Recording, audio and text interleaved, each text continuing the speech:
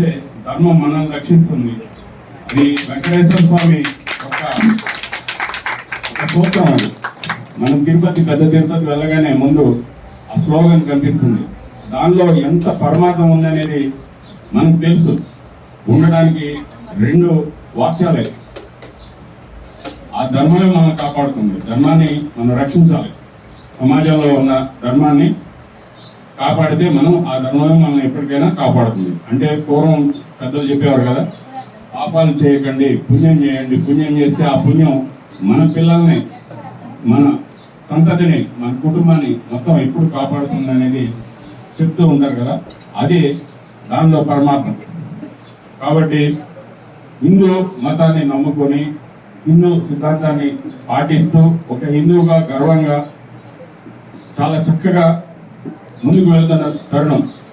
ముఖ్యంగా అయోధ్యలో రామ జన్మభూమి కట్టడం అనేది చాలా కష్టం అవుతుంది అనుకున్నాం. అలాంటిది ఆ దేవుడే, ఆ రాముడే వచ్చి ఆ గుడిని నిర్మాణం చేశారు.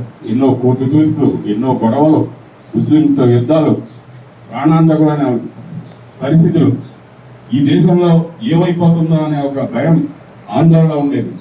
కానీ దేవుడు కోర్టు తీర్పుని అన్ని మార్చి ఆయనకు అనుకూలంగా అయోధ్య రామ జన్మభూమిలో రాముడు ఆలయం కట్టడం అంటే మామూలు విషయం కాదు. అది అవ్వదనుకున్నాం, కానీ అయ్యింది. అది దేవుడి మహిమ, అది దేవుడు యొక్క గొప్పదనం.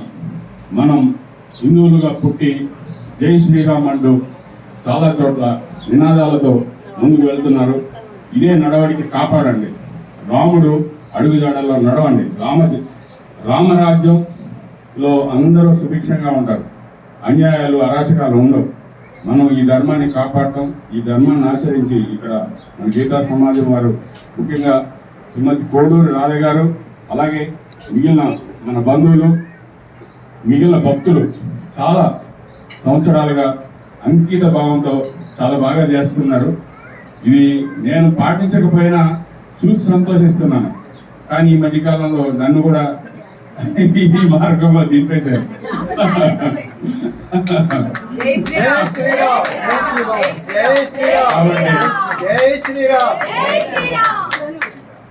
తొందరలోనే మనం 108వ వెంకటేశ్వర గానామృత మహోత్సవం భారీ ఎత్తున జరిపేలాగా ప్లాన్ చేసుకున్నాం.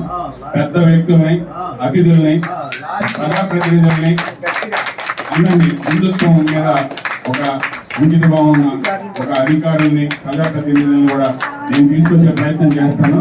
దీన్ని జయప్రదంగా చాలా చక్కగా అందరూ ఆదరించే విధంగా జరగాలని కోరుకుంటున్నాను. గురువు గారు ఎలాగో గురువు గారే మనకి, ఇంకా ఆయన ఒక నిగర్వి. అలాంటి వ్యక్తి దొరకడం రాముడే పంపించాడు అనుకుంటాం. నిజంగా ఆయన తిట్టినా, ఎన్ని మాట్లాడినా భరించి ఓపిక అలా పౌరవించం చేస్తున్నారు. ఎన్నో ఇబ్బంది పెడతా ఉంటాం, అయినా తట్టుకుంటాడు ఆయన. దేవుడు ఆయనకు శక్తి ఇచ్చారు, అలాగే ఇవ్వాలి, ఇంకా బాగా జరగాలని కోరుకుంటూ ఈ గానామృత మహోత్సవం ఇంత బాగా జరిగి వారికి సన్మానం కూడా చేసుకున్నాం వారి దంపతులకి. అలాగే ఈ కార్యక్రమంలో పొరుగు గ్రామాల నుంచి కూడా చాలా ఒక భక్తి భావంతో వస్తున్నారు. చాలా సంతోషం.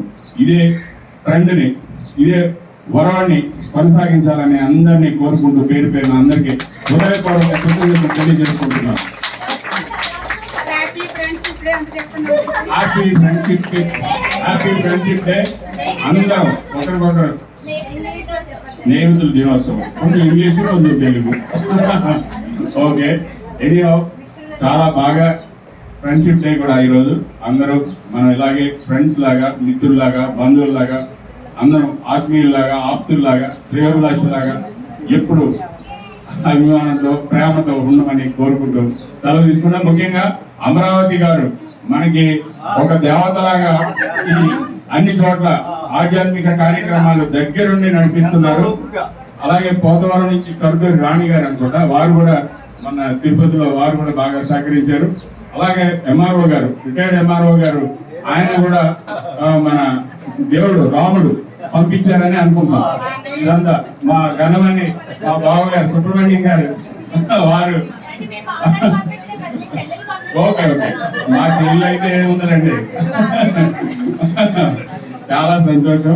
ఇలాగ అందరూ కూడా పేరు పేరున మా గ్రామంలో అందరూ మాకు బంధువులు, మాకు వరుసలు, ఎంతో మంది ఆధ్యాత్మికులు, మా గ్రామస్తులు, మాస్టారు డోలక్ మాస్టారు, ఇంకా వీరు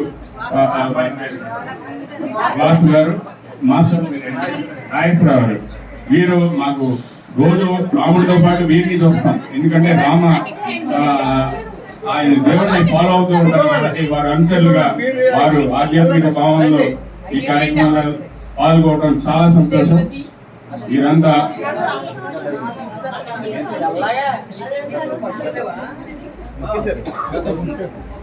చాలా బాగా చేస్తున్నారు. మీరందరూ కూడా ఇదే సంతోషంతో, ఇంతకన్నా రెట్టించిన ఉత్సాహంతో మరింత మన గ్రామంలో ఈ ఆధ్యాత్మిక కార్యక్రమాలు కానీ ఒక ప్రత్యేకమైన గౌరవం పెరిగింది. గోపవరంలో గీతా సమాజం వారు చాలా బాగా చేస్తున్నారు, చాలా చాలా అంటే చాలా అని చాలా చోట్ల మంచి ఫీడ్బ్యాక్ వచ్చింది.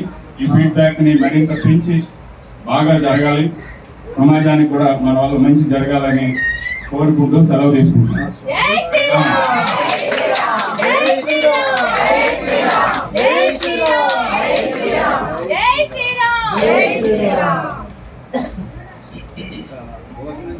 జై శ్రీరామ్. ఈరోజు మన గుడిలో మన యొక్క ఈ కార్యక్రమం గురించి మొదటిసారిగా మన ఎంపీ శేఖర్ బాబు గారు ఈ కార్యక్రమానికి మనకు ఒక స్పీచ్ రచించారు. ఆ స్పీచ్ గ్రామ సుభిక్ష కోసం కూడా ఆయన మనకు చెప్పిన